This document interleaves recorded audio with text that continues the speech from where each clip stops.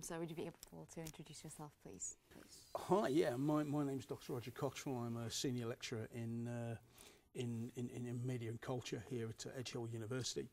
I also have a film company called Counterintelligence Films. These days I'm mainly a writer of feature film projects, and I'm working on 2 documentary projects related to the Middle East, the Arab Spring, and aspects of, well, basically the role of new technology within that.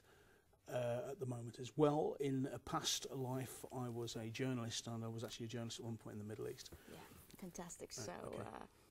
So from working in the Middle East as a journalist, why do you think all the revolutions are happening right now and taking place?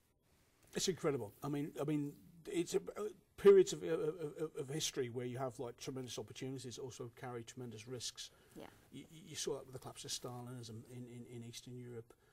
We've had moments of history like this before, like the Paris Spring, to which hence the Arab Spring has been compared to, and the Prague Spring in '68, where great periods of optimism have very often been followed by tremendous periods of reaction and crackdown.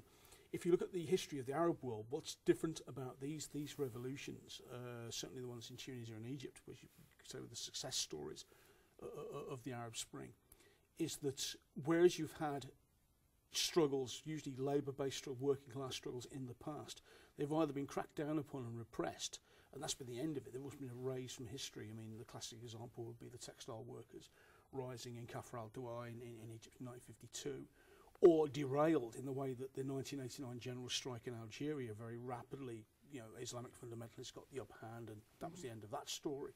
This time that hasn't happened. Fundamentalism has not been a factor here. Okay.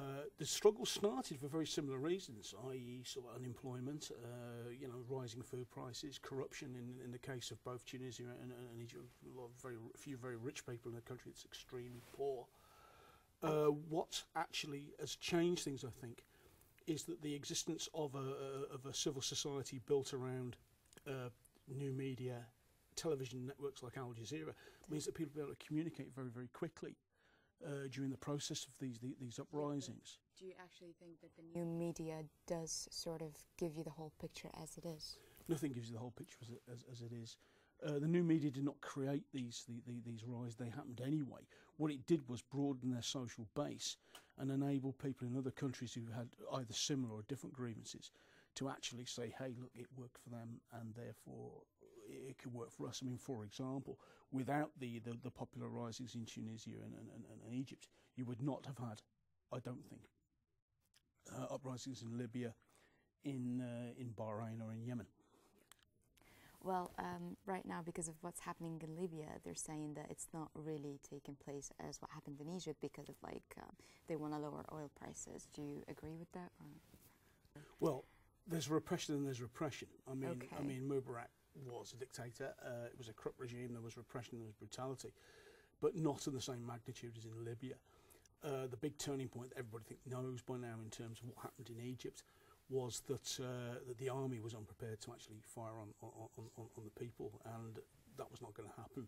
Whereas in Libya, a much more oppressive regime has been able to historically maintain power by divide and rule, playing off the revolutionary committees against the army, so on and so forth. The resistance, in a sense, has become kind of ghettoised historically within the eastern part of the country, and also the West's role here has been quite reprehensible. WikiLeaks actually published a report in 2008, which effectively the West at the time, people like Tony Blair and the Americans were actually arming Gaddafi, bringing him back into the fold. Okay. We're actually saying things like, oh, these people in Benghazi, that they are linked to Al-Qaeda, they really are terrorists, blah, blah, complete rubbish, absolute nonsense. So what's happened is that this incredibly repressive regime has enabled to put the revolution back on the ropes. Now, I mean, my view is I support the Western military intervention, even though it's almost too late. I mean, they didn't even send, nothing happened until almost, the tanks were actually in Benghazi.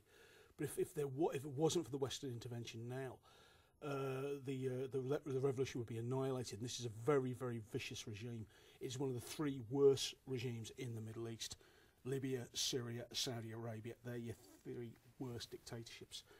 And if this guy got the upper hand now after nearly losing power, it would make his previous atrocities from the mid-70s and from the mid-1990s look, Do you think that what happened in Libya was just like a little slap on the arm for Gaddafi?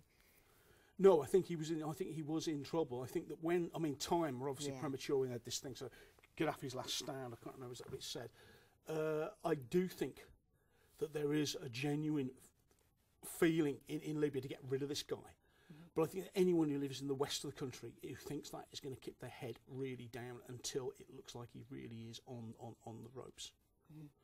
There is no doubt that the revolution is absolutely rock solid in the east of the country, because otherwise it would have fallen by now. And considering these people are mostly not trained military personnel, it's people out there with rocks and bloody getting over the old Kalashnikov, fighting against, Some people say that it took this course in Libya for sort of like a form of control over the oil prices.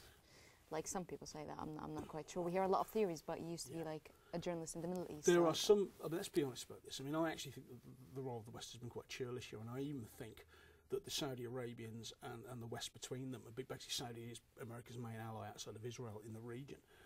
I do believe that they almost cynically allowed Gaddafi to decapitate the mass movement almost before they intervened. And the jury will be out that in the future. And certainly if we got to a scenario where, as in Iraq, you had a kind of Paul Bremer trying to say, well, this is how Libya should be run from now on. Hang on, wait a minute. If we're in Libya at all, we're there to support the revolution, not there to really hijack it. And indeed, I've been saying from the word go, we should have recognised the government in Benghazi as a provisional government. I don't think it's been engineered for that purpose. I think this is an authentic mass movement.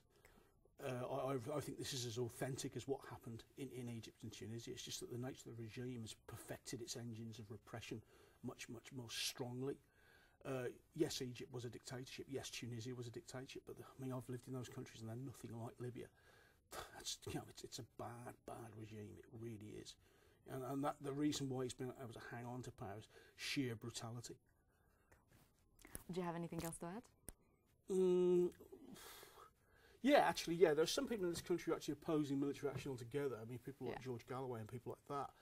I believe that they're wrong. I think that they're hanging on to comfortable certainties. However, I would point out that there's a lot of hypocrisy when you cut the issue of like what's happening with the Saudi Arabians going into Bahrain, and no one's really said anything about it.